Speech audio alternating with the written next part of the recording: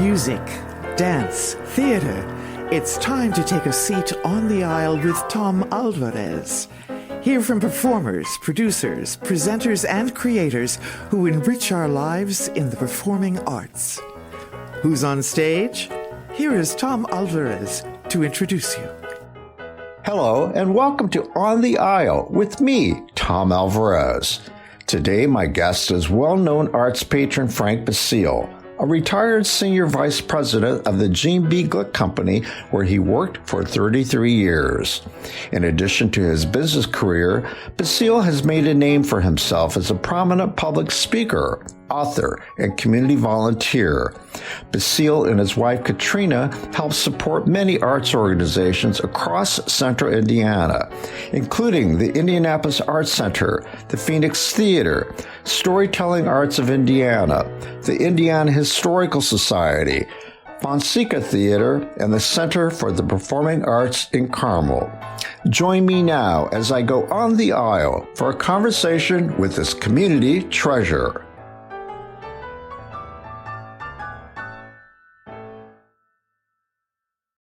Have you ever covered a carpet stain with a rug, ignored a leaky faucet, pretended your half-painted living room is supposed to look like that?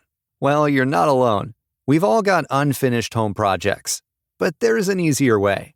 Thumbtack is the app that makes it easier to care for your home. Pull out your phone and in just a few taps, search, chat, and book highly rated pros right in your neighborhood. Download Thumbtack and start caring for your home the easier way. Okay, it's time to commit. 2024 is the year for prioritizing yourself. Begin your new smile journey with Byte, and you could start seeing results in just 2 to 3 weeks. Just order your at-home impression kit today for only $14.95 at Byte.com. Byte clear liners are doctor-directed and delivered to your door. Treatment costs thousands less than braces, plus they offer financing options, accept eligible insurance, and you could pay with your HSA, FSA. Get 80% off your impression kit when you use code WONDERY at Byte.com. That's BYTE.com. Start your confidence journey today with Byte. Well, hello, Frank. I'm just so delighted that you agreed to be on my show. Hi, Tom. Well, I'm delighted to be on your show.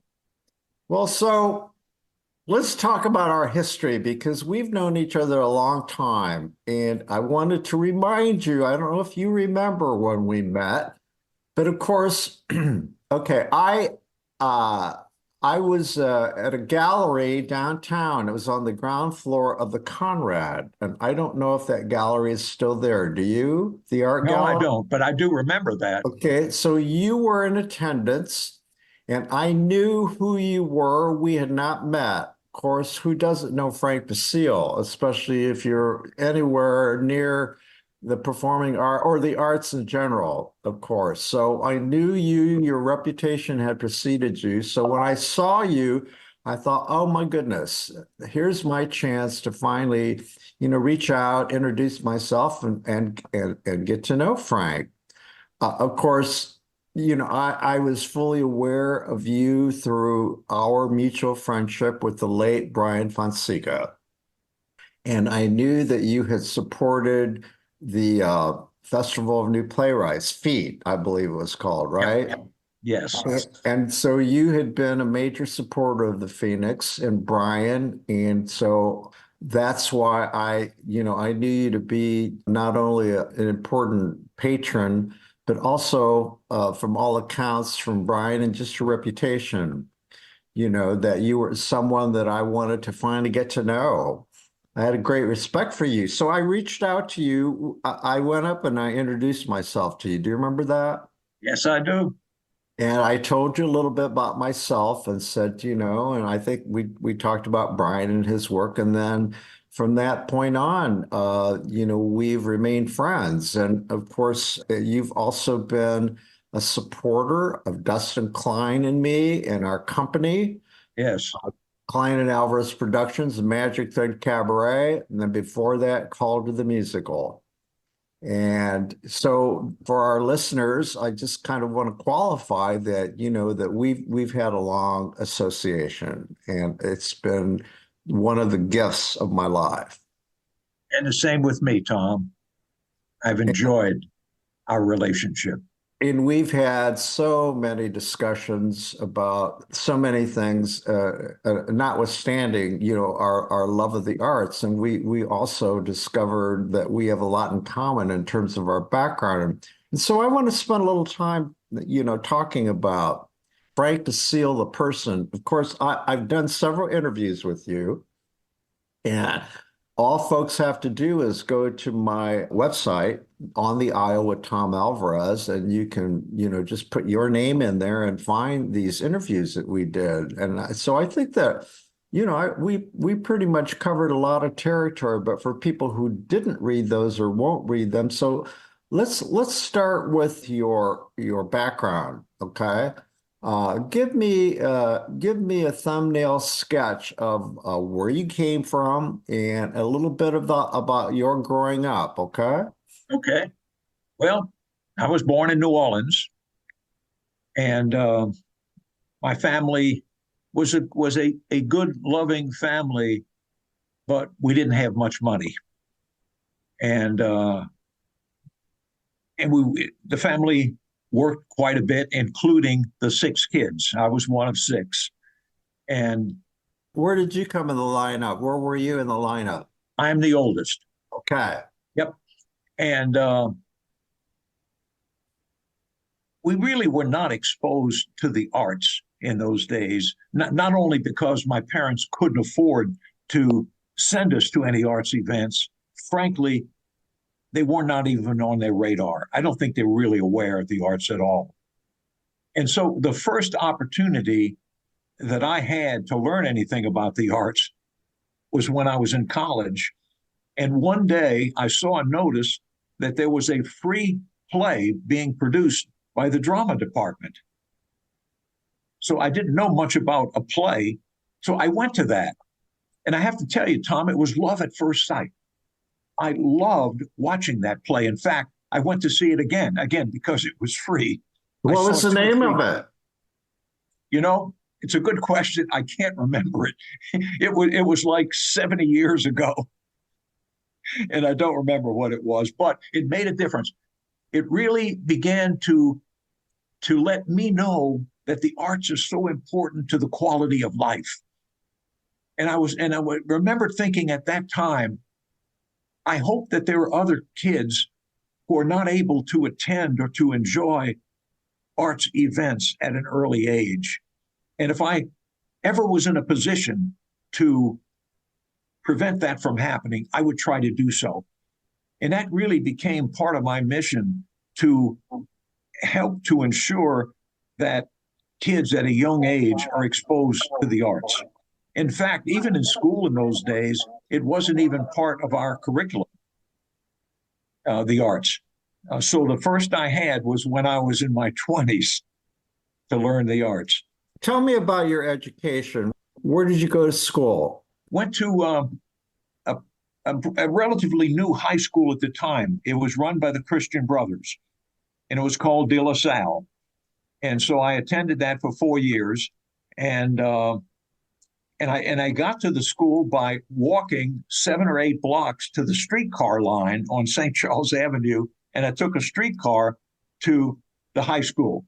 And then after I graduated from the high school, I went to Tulane, which was further down St. Charles Avenue, so I could continue to take the streetcar to go to Tulane. And that's where my first exposure to the arts, was at Tulane.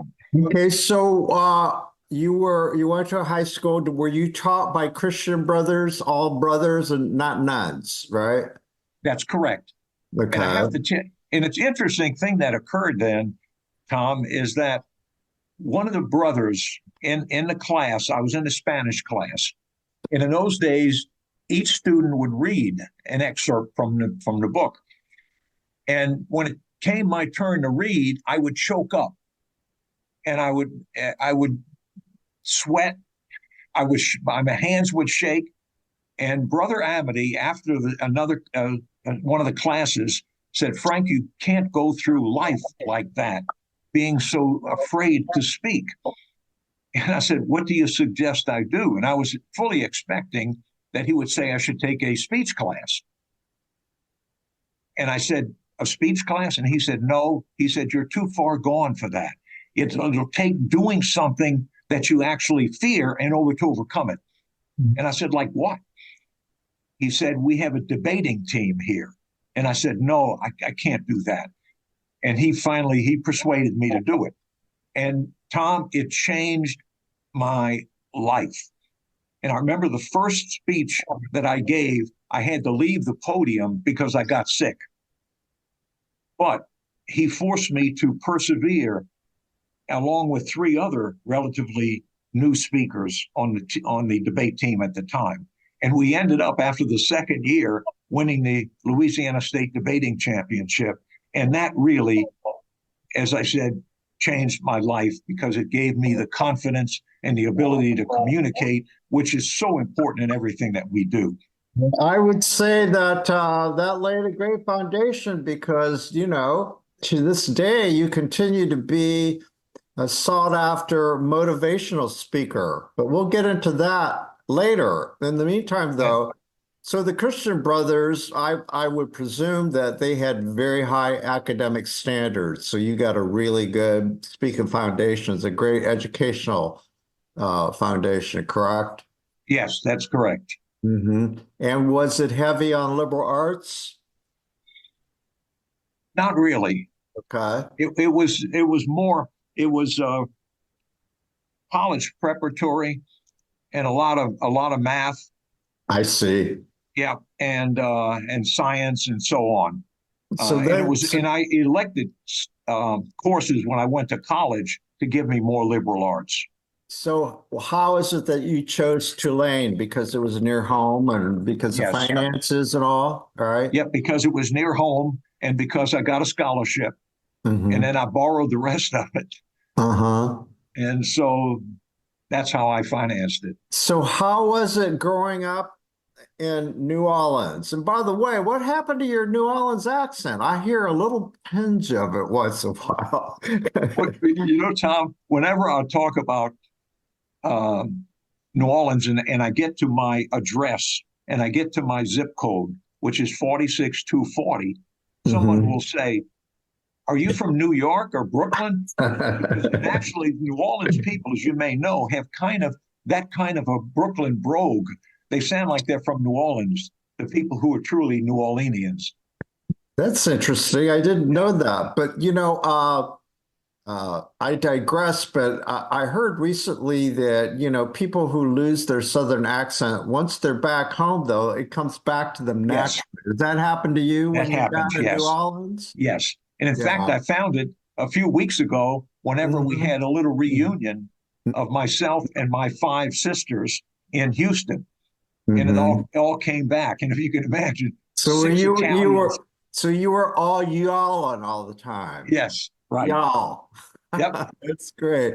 So would you say that you were is there such a thing as a New Orleans sensibility that you still have? Is there such a thing? You know, I don't know. Or a Southern, I would not recognize it if it was. Or a Southern sensibility. I mean, you know, there are a lot of cultural features that from the people in the South have over, say, I'm generalizing here, but you know what I mean. Yes. Are you still a Southern boy by heart? I guess. I'll have to say, yes, I am. Yeah, and what makes that? Well, I know you're a gentleman, so that's part of it. You were raised, right? Right. To be polite, correct? Yes, and I think that's part of it. I think being polite and being kind. Now, but that's not to say that people from other parts aren't the same way. So I never want to say that. But my experience has been that people from the South are in general kind people and caring about one another. And I know we did in our family, despite the fact of not having much money and, you know, not participating in various events and so on. Well, of course, you know, part of your story has to do with your great success working for Gene Glick, that company. And yet it sounds like, you know, your humble beginnings. Would you call yourself a self-made man? Probably with a lot of help along the way, as most of us have. I've had what I call mentors that have helped, beginning with that brother Amity that I mentioned, who forced me to join the debating team, and which was a turning point in my life. So I had a lot of help along the way, including. Go ahead. Including, you had mentioned the Glick company, including Gene Glick. Mm-hmm. Well, that itself is, that whole part of your life is fascinating, what you accomplished there. But before you got there, so what happened after college? Well, after college, because part of how I was able to afford to go to Tulane was because of a Continental Oil Company, a Conoco scholarship.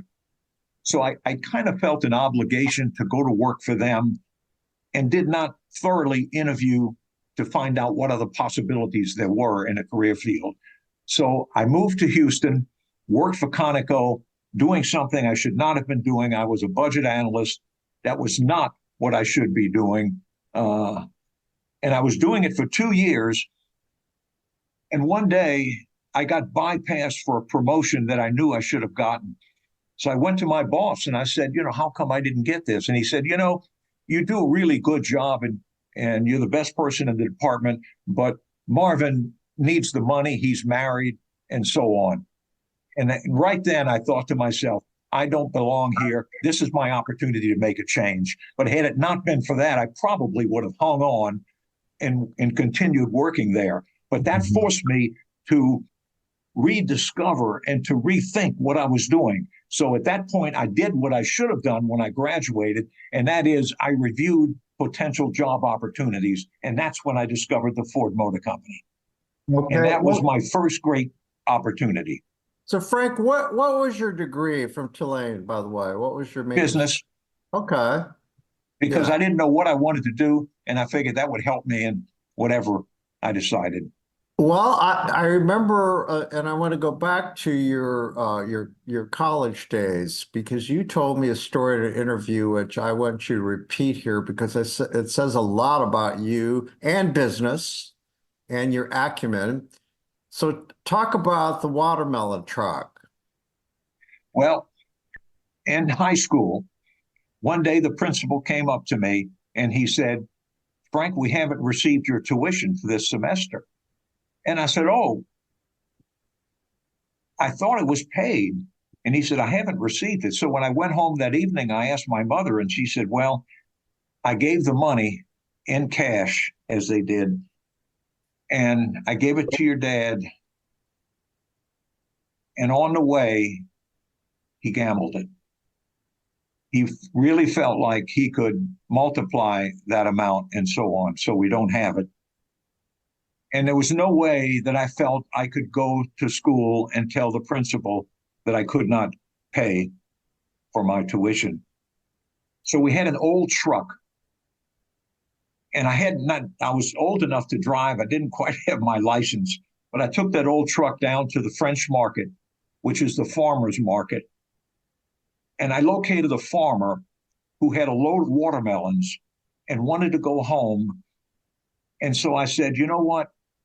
I'd like to buy your load of watermelons if I can pay you tomorrow, if you'll be back here.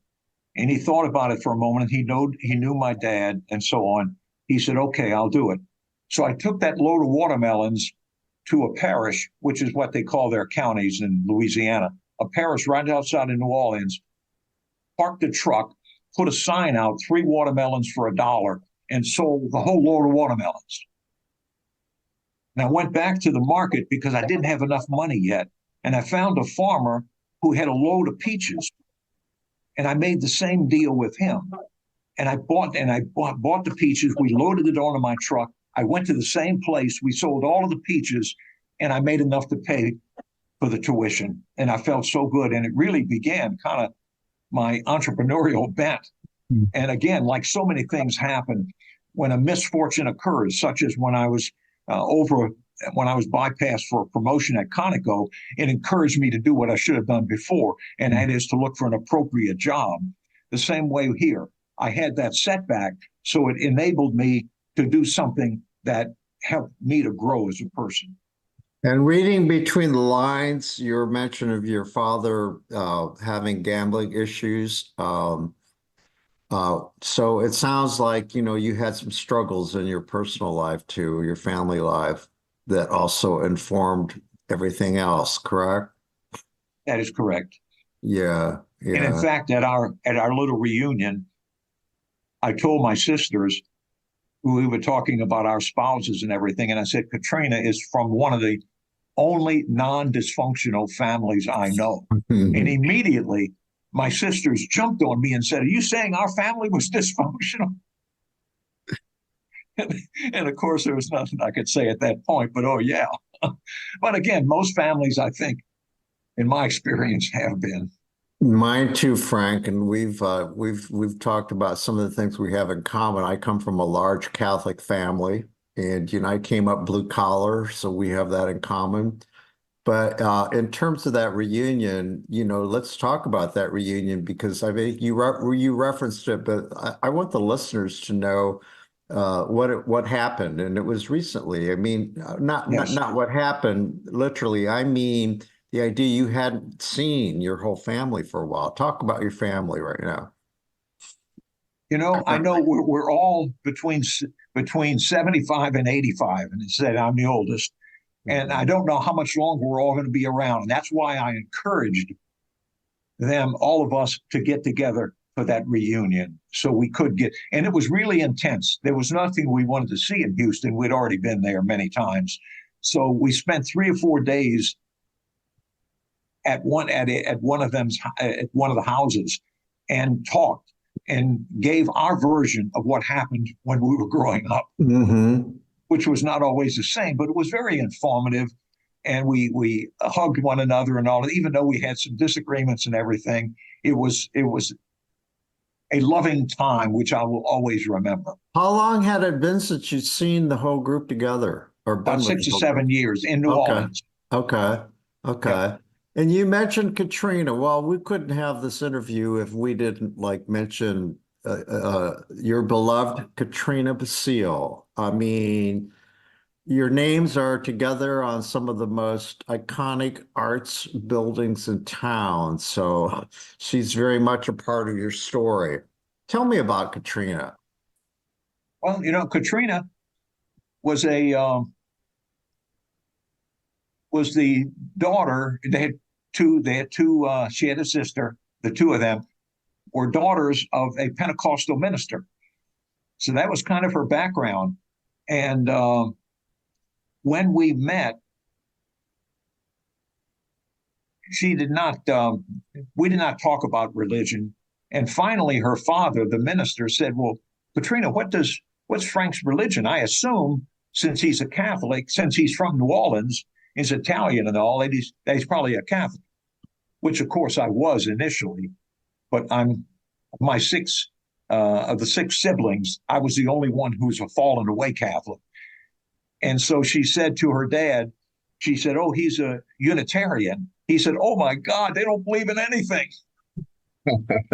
Which was not a good way to get started with the family. But I think after a while I was forgiven that.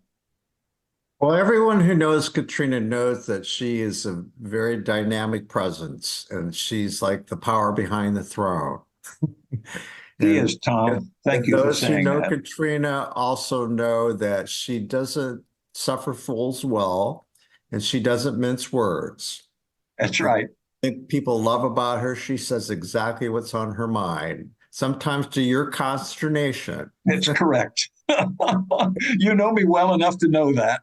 Well, but I love your love story. Talk about how you met at the Capri Lounge. Is that correct? Yes. When it's now an Italian restaurant. It was owned by 2 Greek brothers, and they had a piano bar and a piano, and they would be dancing among the tables and stuff like that. So we met in that way. We both had taken ballroom dance lessons, and that's how we met. And I can remember that I'd ask her to dance, and it was a slow dance. She said, I don't dance with strangers as slow dances. And that kind of discouraged me. And I can remember leaving that place and saying, you know what? I'm not going to pursue her anymore. I don't need to come to this smoky place and everything. And that was on a Friday night. Saturday morning, I was at IHOP, the International House of Pancakes. They have breakfast with my two sons, which we do every Saturday morning. And all of a sudden, I looked over and I saw Katrina in another booth. So after we finished breakfast and my sons left, I went over and I said, it's a funny thing seeing you here after a thing last night. And I said, it must have been the universe that brought us together. And she later told me that she questioned in her own mind whether I should continue to believe it was the universe or whether she should tell the truth. And she told the truth. Like you said before, Tom, whether the truth hurts you or not, she tells the truth. She said, actually, anyone who knows her knows how direct she is. She gets right to the point. Right. And she said that a friend of hers told her that I go to IHOP every Saturday morning. She said, this is my third Saturday here, and you finally noticed me. Oh, my. Oh. And she had been stalking me, and I didn't even know it. That's a great story. So let's shift to your career. Okay, so what happened? You were at Conoco for how long? For 2 years, too many, for 2 years. Okay, and then you went on to where? To the Ford Motor Company. Oh, that's right. That's right. You said that earlier. Okay, yes. Tell me about what happened to the Ford Motor Company. And I absolutely loved it. It was really dealing with people. It was in a sales position. And I started in Houston. They transferred me to Detroit. And I was in the marketing department at Detroit. Loved it there. They transferred me to Indianapolis. That's how you ended up here. What year was that? And that was in 71. Okay. And so they transferred me here. Then 2 or 3 years later, they wanted to give me a promotion. And with Ford, like a lot of major companies, you need to move in order to be promoted. You need to be ready to move. They wanted to move me to Los Angeles. And it just so happened that at that time I was undergoing a divorce and I had 2 young sons living here. And there was no way that I could move to Los Angeles and be 2,000 miles away trying to raise them. Even though Ford said, we'll fly you home every other weekend. And so you can't do that. So it broke my heart, but I had to leave Ford. And I didn't have a job. And I can remember my soon-to-be ex-wife said, well, how are you going to support, the kids and everything? And I said, look, I'll find a job. So I had moved out of my house into an apartment project. And I noticed that the apartments were not really well managed. So one day I went to the manager and I asked her about her career and her job. And I said, who do you report to? She said, some guy out of Columbus, Ohio comes in once a month and he inspects the project, tells me what needs to be done. And I said, does he also train you? She said, I really don't need any training. And right then I thought to myself, you know what? Here's a multi-million-dollar property being managed by somebody who's really not well trained to manage it. So I decided to go to some other apartment projects and pretend I was a shopper, pretending I was interested in moving in. And I found out that none of them really did a good job.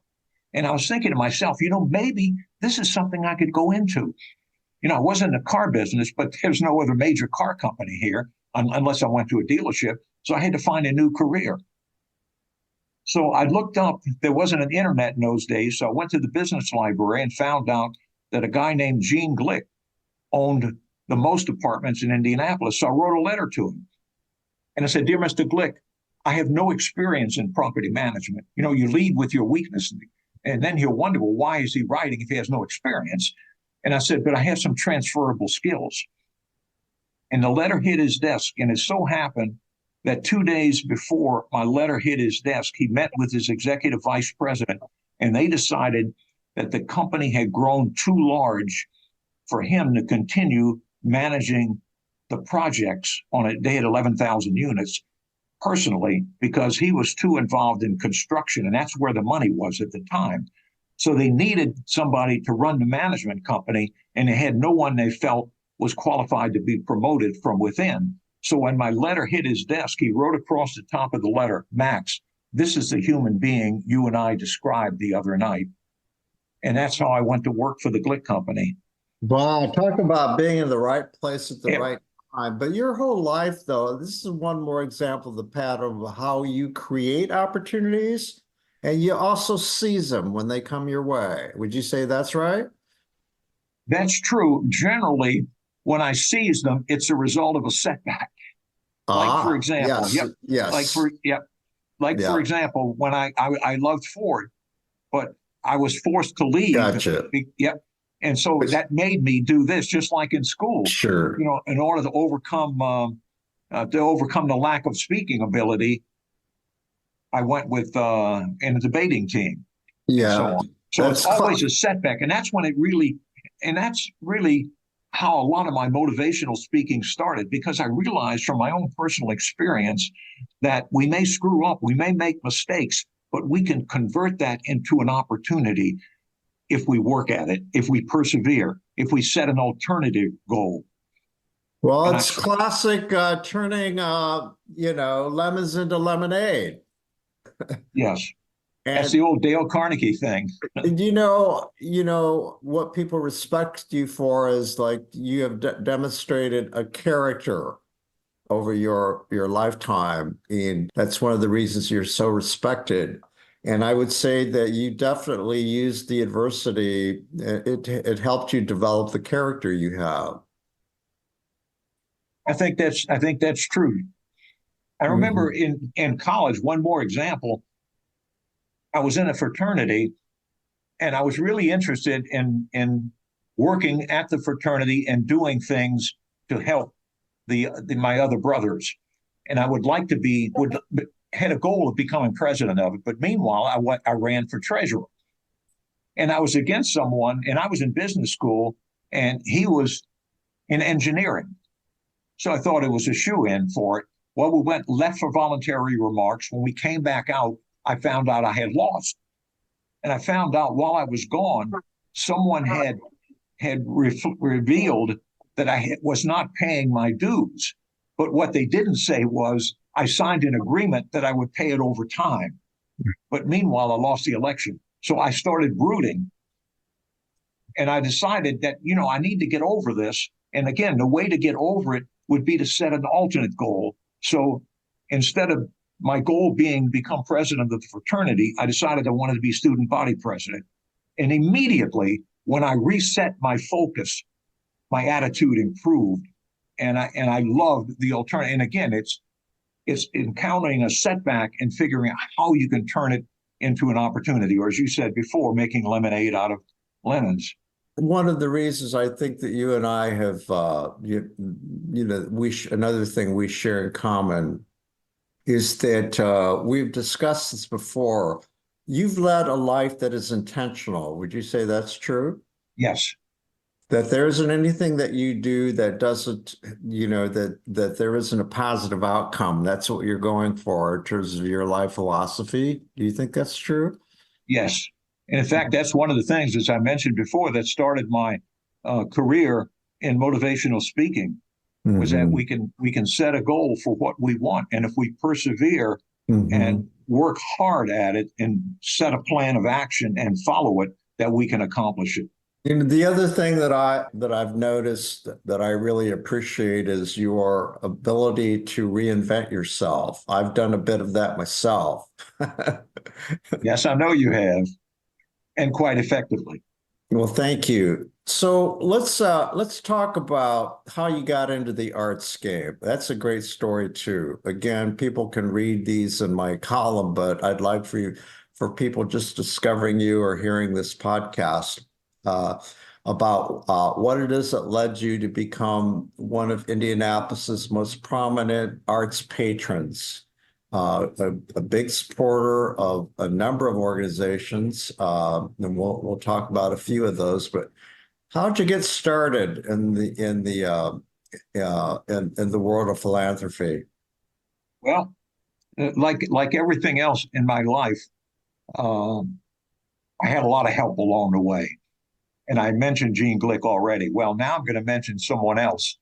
One day when I was working at Glick, before I was involved in any not-for-profit organization, I get a phone call from Henry Ryder, who was an attorney, and he did contract work for Glick. And he said, Frank, I'm calling you to ask you for a favor. And I said, anything, Henry. And he said, I'd like you to handle the operating fund campaign for the Art League. And I was stunned. And there was silence for a couple of seconds. And I said, Henry, what is an operating fund campaign and what's the Art League? He said, I knew you were going to say that. He said, would you drive to Broad Ripple after work today? And he gave me the address and go to the Art League, which is what the Arts Center was called at that time, and ask for a young lady named Joyce Summers. And she'll tell you about the Art League. Well, that was a turning point for me because Joyce Summers not only told me about the Art League at the time, but I also joined the board. Again, my first board experience in a not-for-profit organization. And furthermore, she started me on to philanthropy because she came in one day after a board meeting. She said, would you come to my office? I said, sure. And she said that, she asked me what motivated me to join the Art League, which I thought was kind of a strange question because, she knows how I happen to show up there. And I said, I love the outreach program. The fact that you make art available to those who otherwise could not afford. So it harkens back to your early experience of not discovering art until much later. Yes, absolutely. And I said, I like the outreach. She said, I'm really glad to hear you say that because we're going to build a new building by Michael Graves. And one of the reasons is to enhance the outreach opportunity. And right then I realized I had given her the reason to ask me for a contribution.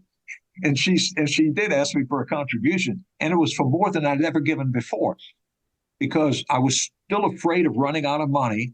And plus, I didn't have much not-for-profit experience, hardly any at all. So after some amount of trepidation, I said, okay, I'll do it. Now, then 2 weeks later, she comes in and she says, invited me to her office. And I said, Joyce, I don't have any more money. She said, no, I don't want to ask you for more money. She had a set of plans. And she said, there's a new thing in the not-for-profit community that when a donor makes a contribution, depending upon the amount, they can name something. And I said, like, why? I said, that's kind of weird. She said, it may be weird, but that's the thing now in not-for-profit. And she said, for your contribution, you can name 2 or 3 different things. And one was the gift shop. And because I enjoy shopping, and I always go to a gift shop after I go to a museum to take home a piece of the museum without stealing it. And so I named the gift shop. Now, 2 years later, I'm in her office and she said, we have to make this mortgage payment on a building, and it really does hamper our operating funds. And so the bottom line was she asked me to pay off the balance of the building. And that took a while for me to decide on that. And finally I did. And then she comes back in 2 weeks later and says, for that amount, you can name something else like the auditorium. And because I was a speaker and I love plays, I did that. So that began my career in philanthropy of not only donating, but when a not-for-profit asked if I wanted some or what I wanted named in response to it, I would say either the gift shop or the theater. And it all started with Joyce Summers. Let's talk about some of these organizations that you supported. And anybody who's been to the Indiana Historical Society, the Athenaeum, the District Theater, Indy Fringe, of course, the Arts Center, and on, the Palladium. Your name and Katrina's name are on various buildings, various gift shops. and others. So I can't even remember all of them, but your name is synonymous with generosity. So what has been your guiding light, though? Would you say it has been the outreach? These organizations, you've been very purposeful in their missions. And would you say what they all have in common is this concept of outreach? To an extent, yes, Tom. Another really good question. I have a personal mission which began to formulate when I was in college and being exposed to the arts and everything. And my personal mission is to assist in any way I can people, particularly those who are marginalized, either through income, through race, or sexual orientation, or whatever, that they're marginalized, to help them achieve their potential and to use their time and resources to the greatest extent possible. And I've been able to do that through not-for-profit organizations. And again, you mentioned the Phoenix Theater beginning. That was one of the first ones because of Brian Fonseca, when he asked me if I would fund something that he called the Festival of Emerging American Theater. And that's where he received submissions of plays by emerging artists, emerging playwrights, and he would select 5 or 6 for a weekend festival. And it would give these playwrights an opportunity to have their plays presented on stage. And I love that concept because it fit my mission of helping people, particularly in the arts world, because most people in the arts world are having to do something else to make a living aside from what they do in the arts community. So I did that, and I did that for 15 years until we finally decided to discontinue it. But I got a lot of satisfaction from that. And then Ellen Munns with Storytelling Arts saw that, and she said, could we do the same thing for storytellers, where we would have an annual scholarship for 2 or 3 storytellers to enable them to develop a new story, and this would help storytellers in their career development. So I said, yes. So it became Emerging Stories, and that started in 2000, and it's still going on now, 24 years later.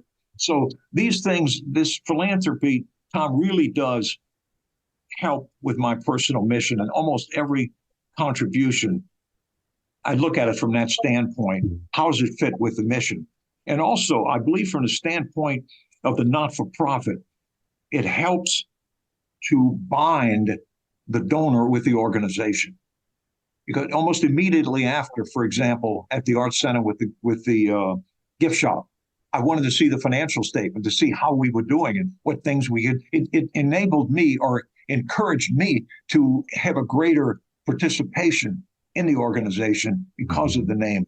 And I think that's one of the byproducts of this naming thing that Joyce talked about back in the 1980s. One of the, you mentioned Brian Fonseca, and you and I have a shared history with Brian.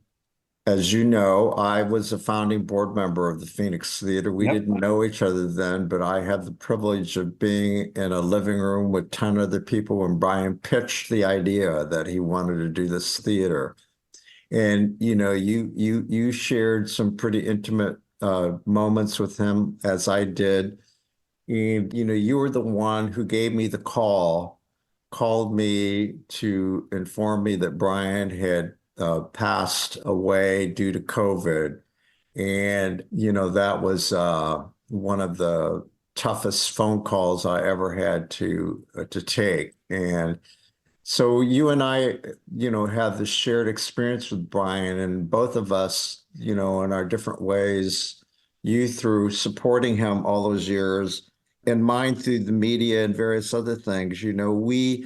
We got a firsthand look at Brian the person and Brian the visionary. Absolutely. In fact, I attended plays long before I really met him close up. Because one day he came to my office at Glick, and I was delighted that here the producing director of my favorite theater should be coming to see me. And I was thinking, why is he coming here? Because I already have season tickets, so he couldn't be selling season tickets. And as it turned out, he said that they were donated by Scott Keller, a church building. and they needed to raise money in order to renovate it. And he was coming in to ask if I would make a lead gift and if I would chair the capital campaign to raise the money. And so that was my first up close contact with him. And we did, and I agreed to do it, and we did raise the money, and we moved into the church building, which was really a really neat facility. And of course, you've been there many times. Sure. Do you miss Brian? Absolutely. And I feel a continuing closeness though through the Fonseca Theater.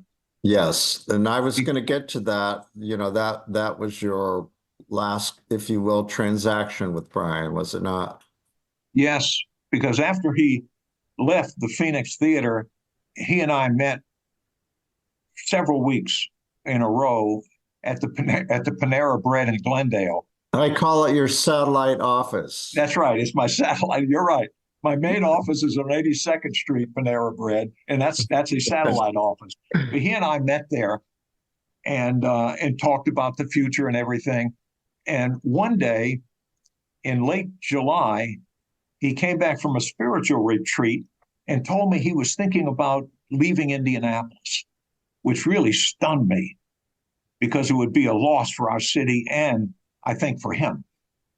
And so I said, Brian, I don't know what you want to accomplish somewhere else, but is there something that you want to do here that you would love to do if you were able to? He said, yes, there. And without hesitation, he said, I would like to start a small theater in Hawville where I would produce plays that fulfill plays in accordance with my mission and not have to worry about raising $1 million because it would be a small theater. And I said, why Hawville? And he said, because for the last 2 years, I've had a $100,000 transformational grant from Lilly Endowment. And I did all of my work in Hawville, working with the community there, which has a high percentage of Hispanics. And he said, and I like it. And I said, I think they could use the help in a theater like this. And just to back up for a moment, he did the same thing in the Chatham Arch area when he renovated that church. And he was responsible to a great extent for increasing the well, so to the point that they named it the Arts District. Yes, that's right. That's right. In any event, so he said he wanted to do the same thing. And I said, why don't you put together a plan for how you could do this and so on? And I said, take, 3 or 4 weeks. 2 days later, he called. He said, I have the plan. So we met again at Panera Bread, and he showed me the plan. And I said, when do you think you would start this? And this was late July. He said, and I was thinking it would be maybe a year or two for the first play. He said, September. I said, what? Could you do it in September? That's so classic Brian Fonseca. I know. And he said, when we tore down or when we moved out of the church in Chatham Arch, we had seats and equipment that we could no longer use. So I donated those to Indy Convergence in Hawville. He said they have all of that equipment and everything. So we could launch a play using their facility until we build out our theater in Hawville, make the first production. And he said, and I have the contacts, the resources and everything, put it together. And sure enough, the first production of the Fonseca Theater was at Indy Convergence in September 2018. And I was there reviewing. Yes. Well, for those listening, I have a story to tell, to share about another mutual experience that you and I had, that we shared. And you well know how it is that I moved in a home next to Brian Fonseca's in Hawville. Yes. And so, there's a lot of significance tied to that. When Brian decided to, when the theater started, Brian it was very important to him that if he was going to serve this community, that he was going to live there. That's the kind of integrity he had. Yes. And I received an email. He had copied a number of his friends on an email that there's a house next door that is being rehabbed like the one I'm living in, he said. And a lot of the houses around Hallville are like over 100 years old. And so he said, there's a house next door to me. I would love for it to, someone in my circle or a friend to own it so that I could have, a neighbor that's someone that I know. And I saw that email and I quickly responded to him because at that time I had been living in Irvington for almost over 10 years. And I like the idea of Hallville because, I'm Mexican American and yet I had never grown up in a Latino community, a barrio, if you will. In fact, my family in Fort Wayne is very isolated from other, there are very, very, very few Mexican American families, only my own relatives who moved from Texas over a period of time. But anyway, to shorten the story, I ended up moving in the house next door to where Brian lived, and we were to be, we daydreamed about growing old together in our porches and sharing war stories. And of course, Frank, you know that eventually I invited you to my home and you were able to see where Brian lived prior to his death. And so there's a lot of significance tied around all of this, Yes. And I'm now living in Hallville. It's probably one of the most fulfilling experiences I've ever had. I'm surrounded by a lot of immigrants from Mexico and Central America, and I finally get a chance to use my limited Spanish. So Brian's spirit looms large in my life, and he thought the world of you and what you did for him and the Phoenix and for the community in general. So are your activities, I know that you've been retired for a while. What's your life like now? Well, my work has been replaced by not-for-profit participation and philanthropy, other than personal things such as doing some travel, although we haven't traveled lately, and attending performing arts events and doing ballroom dancing and stuff like that. But primarily through not-for-profit. Matter of fact, most of the friends I have, like you, for example, I really met through not-for-profit participation, partially because we have similar values. Good point. And through philanthropy. What is the profile in your mind of an arts patron? Just generally speaking, what do you think?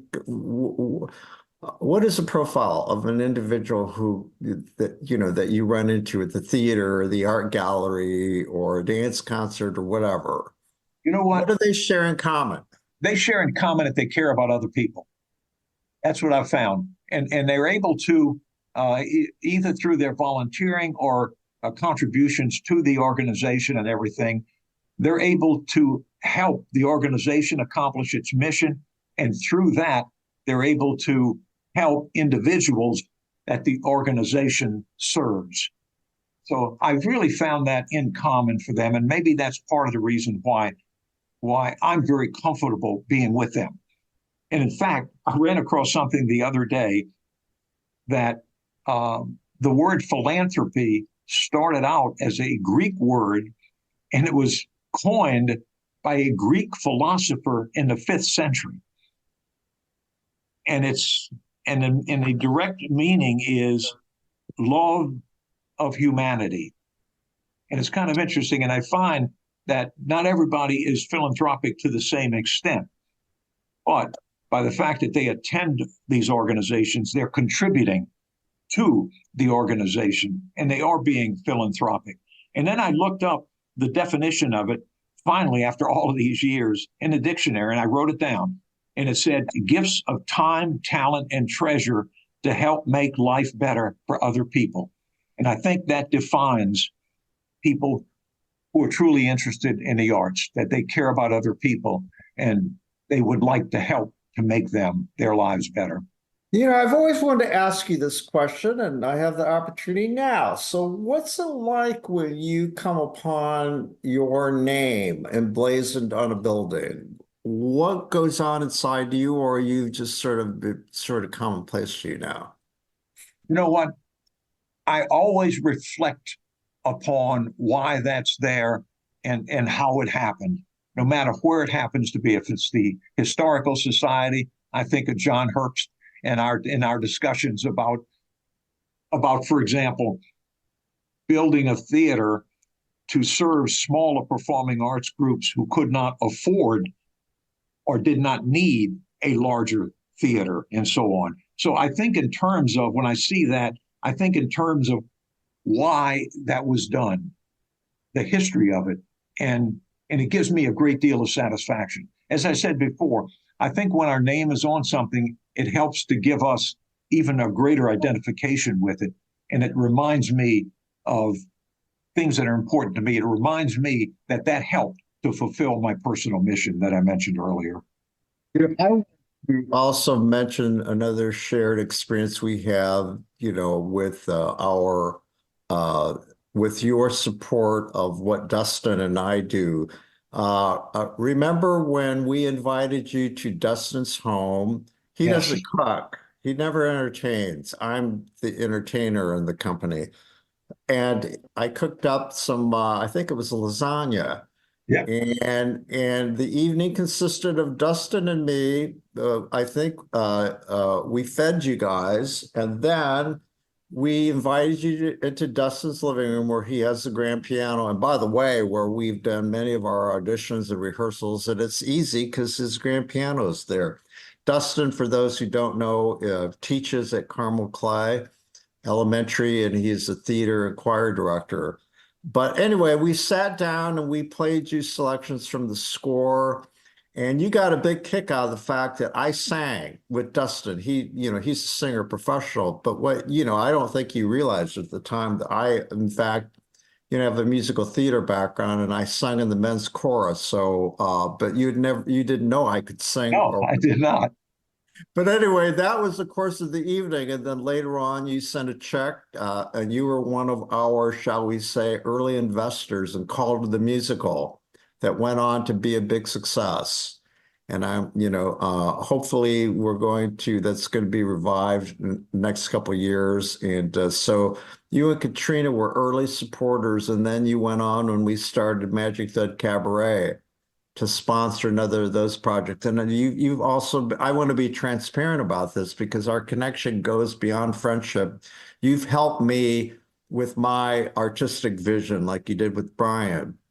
And of course, Dustin and I both are deeply, deeply, will always be grateful to the two of you. But so and you've also been a supporter of my brand, On the Aisle, my column, and now my podcast. By being on my podcast and trusting me enough to share your story, it's just one more indication of the depth of affection I have for you. I don't want to take up too much of your valuable time, but I really appreciate your being on the podcast and sharing your story. Tom, I have to tell you, I really appreciate your inviting me to do so, and I have loved it. You have asked questions that I don't remember anybody really asking before, beginning with my growing up, and so on and so forth. Well, Frank, I thought it was time that someone humanized you, right? Yes. Well, I appreciate that, and it enabled me to reflect on a lot of this. Oh no, that's why people love you, Frank Basile, because you wear your heart on your sleeve, and people can see your humanity. It's not just your name on buildings. Anyone who knows you knows that that you're just a really decent human being. Well, like I said before, most of the friends like you that I've met through the arts. And that pretty well, again, defines a lot of the people involved in the arts, is that they have good hearts and they help other people. Well, it's a cliched question, but I got to ask it anyway, just because it's important. How do you want to be remembered? Well, as somebody who did the best he could to help those people who needed help. I think that would be it. That's That been sums my it up. defining personal mission for years. And I originally started doing that through my motivational speaking and workshops and books and articles and so on. And lately, through not-for-profit organizations and philanthropy. And I'm so grateful for not-for-profit organizations and their leadership to have missions that are so important to humanity.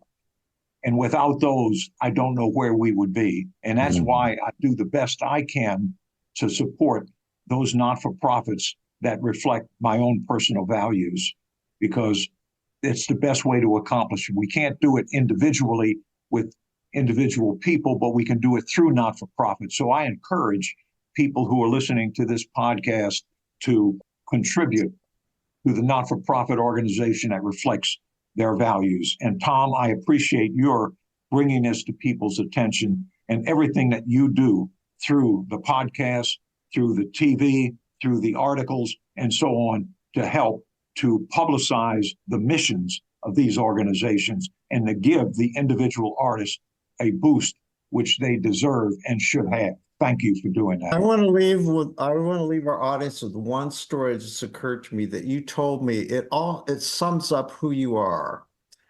You talked about being in your satellite office, Panera Bread. Give them a plug. 86th Street. Is it 86th Street? Right. And how you were observing a young man who you knew was an actor, who you had seen on stage. And as you told the story, you watched this young man storing or stocking bagels. You got a great memory. You knew that, it all became clear to you that, like many artists, in order to, to make a living, they have to do day jobs. And sometimes these jobs they're just a way to pay the rent and put food on the table, get gas. But this experience for you reduced it down to one of the reasons that you give.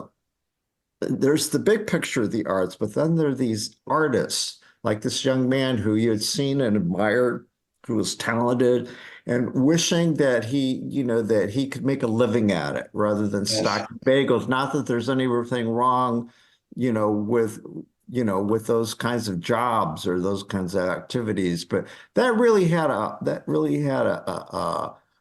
rung a chord for me about how that inspired you. It just brought it all home when it boils down to that. Do you remember that experience? I absolutely do. And you know what? And it's wonderful, Tom, that you remembered that and that you're repeating it here, because that was very significant for me. Watching him with those bagels. I had a similar experience when we did a cabaret show. One of our performers wrote a Facebook post after she received a stipend from us, a check in the mail. And she talked about how she used that check to put food in the refrigerator. And it's just like my mind again, similar to yours, it brought it all home that, it's not a luxury. The arts aren't a luxury. And they certainly, for the people who create it, they deserve support. It's a job. So with that, absolutely. Thank you again. And I hope you have a wonderful rest of the day. You too, Tom. And again, thank you. Take care. Who will take center stage on the podcast next? Your seat on the aisle with Tom Alvarez awaits. Follow Tom on Facebook, Instagram, Twitter, and TikTok, and make sure to visit tomalvarez.studio. Watch Tom every other Thursday on Lifestyle Live on Wish TV, and make sure to listen every week here on the All Indiana Podcast Network.